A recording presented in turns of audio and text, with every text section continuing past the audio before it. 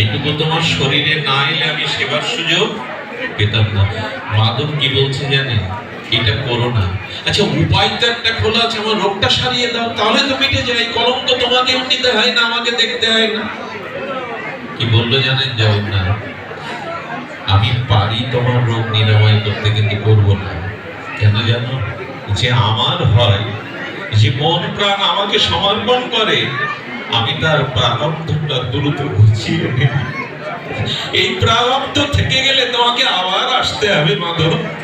এইটুকু প্রারব্ধ খণ্ডিত হলে আমি তোমাকে আমার স্বরূপ ধামে ফিরিয়ে নিয়ে যাব, আর এই মর জগতে তোমাকে আসতে হবে না, আমি তোমাকে নিয়ে যাব। এই জন্য ভক্ত কখনো প্রারব্ধের জন্য ভগবানের কাছে আঙুল তোলে না, হাত তোলে না, আমার প্রারব্ধ ঘুচিয়ে দাও, ভুগিয়ে নাও।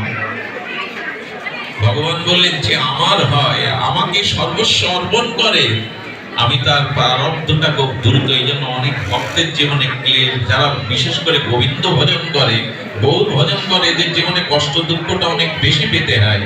এর কারণ হলো প্রারব্ধটা দ্রুত ঘুচিয়ে নিয়ে তাকে নিজের কাছে নিয়ে যান ভগবান।